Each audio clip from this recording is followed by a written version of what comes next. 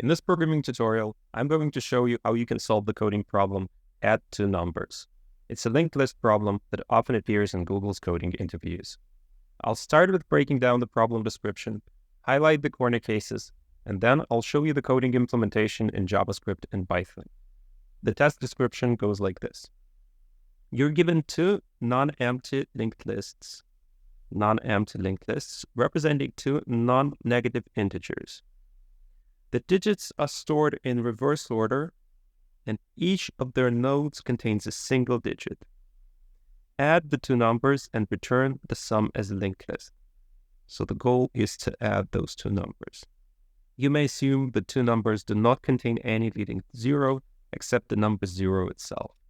Here we're also given an example which adds the number 342 with the number 465. Remember, the digits are stored in the reverse order, so 243 here is not 243, it's 342 because we're going like this. Okay, so let's look at this example quickly and see how we can add those digits together. If we were to add those numbers normally, we would go from the least significant digits and add 2 plus 5, get 7. So here the same way, 2 plus 5 equals 7. Then 4 plus 6 equals 10. So we save 0 as our digit. And we have a carry here. So it's plus 1. And 3 plus 4, 7. Plus 1 carry equals 8. To get the result, 807. In this example, we've already seen one corner case, which is a carry. It's something that we'll need to account for when we implement the solution. Another corner case is when one number is greater than the other, is longer than the other, when it has some digits like, for example, 1 here. In this case, we want to pretend that the other number has this leading 0, and do our calculations like 1 plus 0 equals 1. So the key points of the solution would go like this. First, we need to loop until there's either something in one of those lists, list 1 and list 2, or there's a carry. Second, we need to calculate the sum of the two digits. From that sum, we need to extract the digit to be saved in the next linked list item, and we need to extract the carry. I'll add those key points here. So key points. Loop until necessary. To calculate the sum, calculate the sum, extract the digit, 4, extract the carry. And I'll remove this example to make space for the corner case. And our corner cases are 1 and 2. One number is longer than the other. That's it for theory. Let's move to practice. I'll start with the JavaScript implementation. So in JavaScript, we have this function add two numbers and java.comment, js.comment. I will remove this to make up space for our code here. And I'll start immediately with defining the required variables.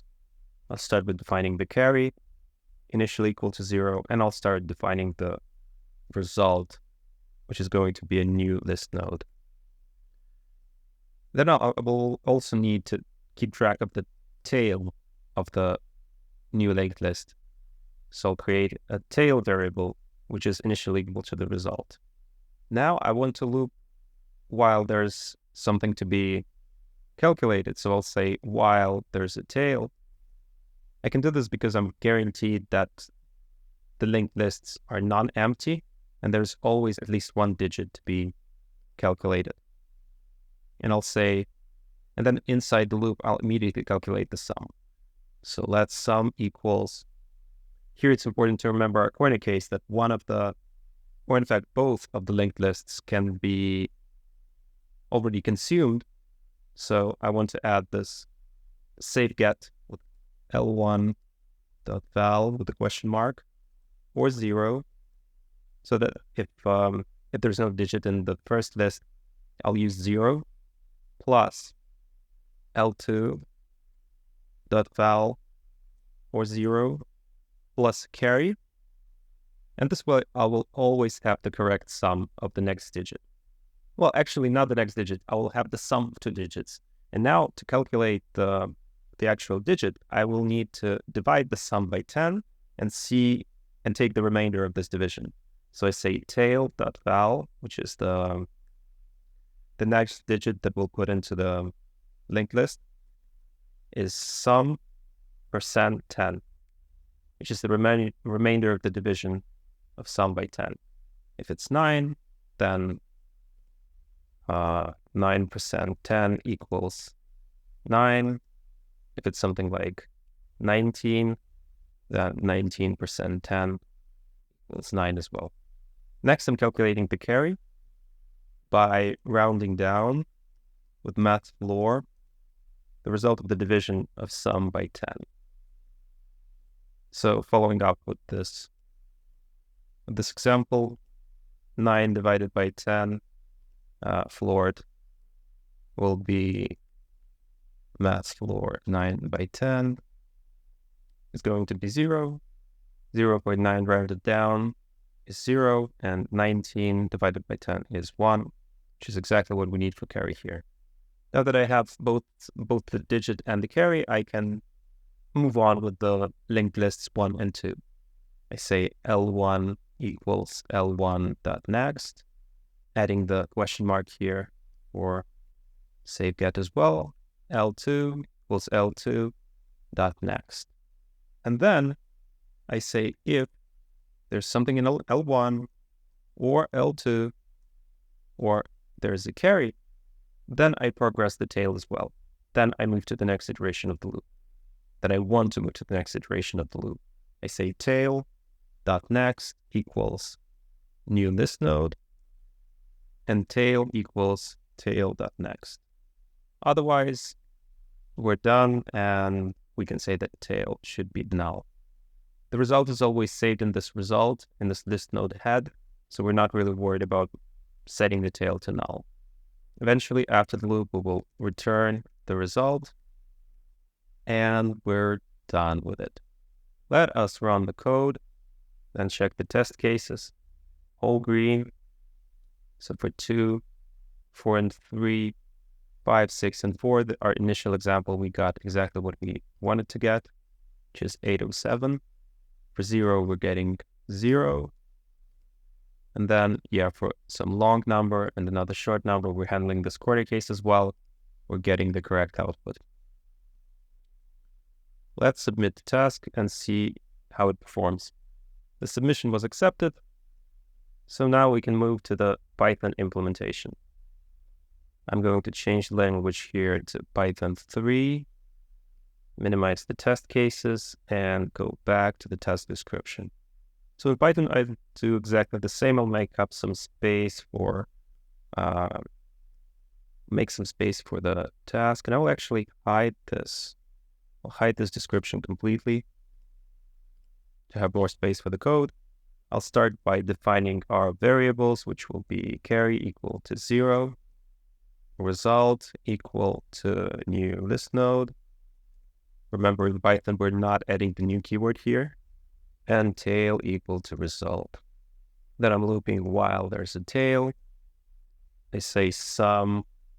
Here to calculate the sum, we're doing the same thing we did in JavaScript, but it's a little bit different in Python for different syntax. We say get attribute. We get the attribute val from the object L1. And then if we can't get this val from L1, we'll replace it with the default value 0 plus get attribute from L2, val 0, 0 plus a carry. So we got our sum, and we say tail.val equals sum %10, same as in JS. And in Python, we don't really need to do the rounding. We just say carry equals sum integer division by 10. Great Python operator of integer division, very useful for problems like this. Then if L1, we progress to the next digit in the L1 list. And if L2, we do the same for the second list. Unfortunately, no optional chaining in Python, so we need to do this. We need to add those ifs.